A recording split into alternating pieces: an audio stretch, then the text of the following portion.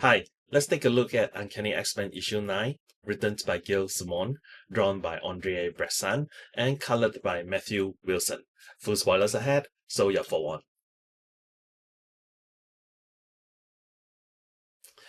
Oof, this title is going downhill pretty fast. I thought the crossover was bad because of the suspected editorial interference, but this is not good. The main reason is why. Why is Trask trying to sell Sentinel dogs? Why is Trask so chummy with Corina now? Why are the dogs deployed without justification? As mentioned towards the end of this issue, they are only to be beta tested when a public response to a mutant threat is required. And the baby mutants are simply shopping and have not even used any of their powers. So why? Hi, Future Tyler here. These questions remain after the reread, and I have some additional ones. For example, Trask marketed the Wolfpack as easy to transport, but you know what is better? Not having the need to transport. Sentinels could fly, so why would ease of transportation be an issue or selling point?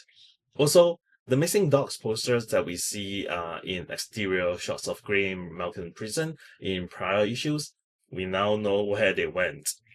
And coming out of the crossover, it does not seem like any of the characters were affected, despite Calico getting captured, despite Jubilee overhearing that Calico's parents were willing to pay for her ransom, despite the fact that they left a large number of mutants incarcerated, possibly tortured, including some friends and ex-teammates.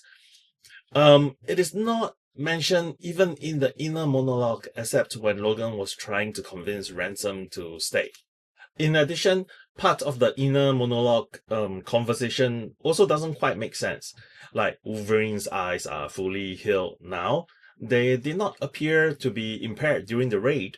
And then Rogue went from like trusting Logan's senses to doubting his intentions when he complimented her on her leadership skills. I mean, to be fair, she just had a rather public falling out with Scott, so that latter one is kind of on Logan for being insensitive. But there's also the bit about Rogue taking like 6 showers a day because of Logan's sense of smell, which kinds of lands weirdly because, I mean, there's something called deodorant, and if Logan is that sharp, why would he not figure out Ransom was eavesdropping on them? And there's a missed opportunity there with Jubilee being Death Dream's mentor. She had been a vampire. So in that sense, she's kind of the right one to mentor someone who's splitting his time between the living and the dead, and not just because he could use some sparkles. True. And again, all the nicknames between the characters from like Moonbeam to like Dunkerbro and Prince of Thieves, they're just weird. I mean, I know Logan has been calling Rogue that for like 9 issues now, but it still sounds weird. I mean, I don't know. Anyway, Calico and Jeter, they had a moment, right? I initially thought it was just the connection of the dance, but the fact that they were initially facing one direction when Jitter's time ran out, and then Calico turned and faced her, as implied by her foot orientation, is indeed suggestive. Okay, so just to balance it out, things are not all bad in this issue. I do like the interaction between Wolverine and Ransom, even though there is also a little bit of a disconnect with what Ransom overheard and what he said he'd overheard. I mean, he also needs to get over himself. Not everything is about him. In addition, Ransom clearly did not think of the other baby mutants as friends, as he was about to just take off and leave them behind. Logan talking about loss also sounds kind of off. I'm not referring to the part where he said he felt the loss bit. That part is believable, but the lost our leader bit, I'm like, that's just not what happened. If he's referring to Professor X, let's not forget that he was going to knife him when Magneto stopped and threw him far away from the transport in Uncanny X-Men 700. Scott also rounded up some mutants, so he is kind of a leader somewhat at this point in time. And Logan chose not to go with them, as seen in X-Men issue 1. Who else did they lose? Storm? Okay, I mean, she slept with him and then left him, so maybe that counted as a loss.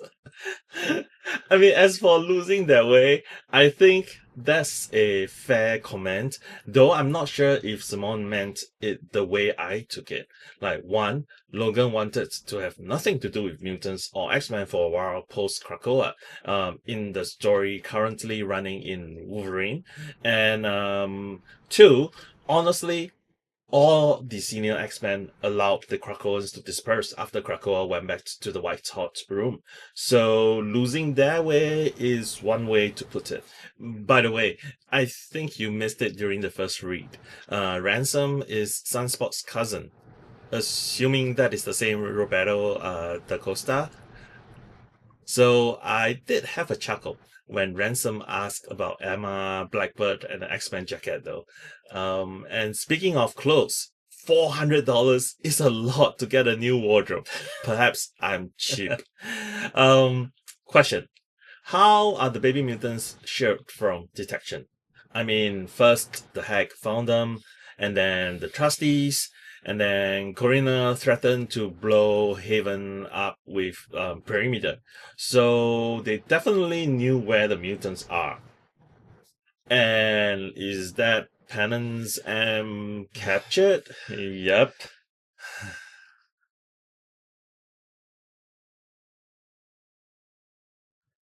Bressan's art is okay.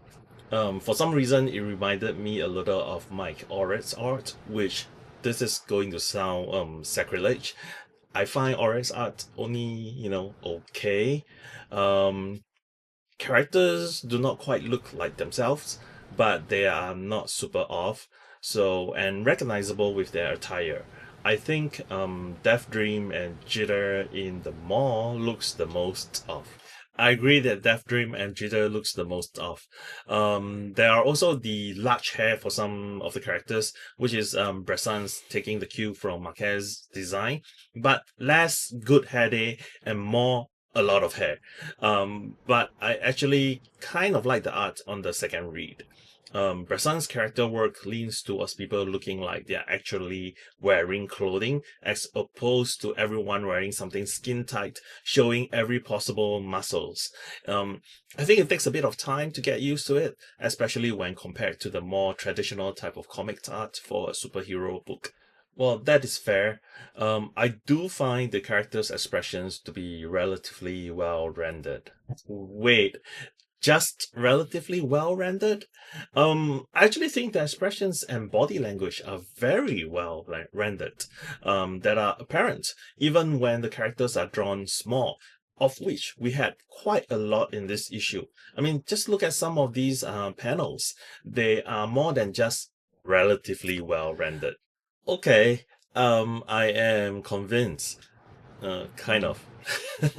Action scenes though are okay. If a little bit stiff looking at times. That I agree. So in general, I enjoyed Wilson's color on this title. In this issue though, it is kind of average. I think he's still trying to find the right approach to color Bressan's art, which is very different stylistically from Marquez or Garen's. So the colors do not quite gel with the art. There is also the unfortunate choice of Amber's color looking like the wall color for some reason, and that made it look like Amber's head is not connected to the armor-clad body. So, and I'm not sure why Amber's head is of a different color to his neck.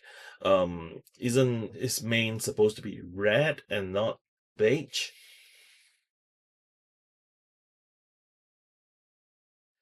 Overall, While there are some little nice bits of interactions between the characters, a lot of this issue felt off. It is a 2.5 out of 5 for me. Agree. So skip this. If you enjoyed this video, please hit the like and subscribe button. Please share this with your friends and leave us a comment. Thanks, and Tyler out.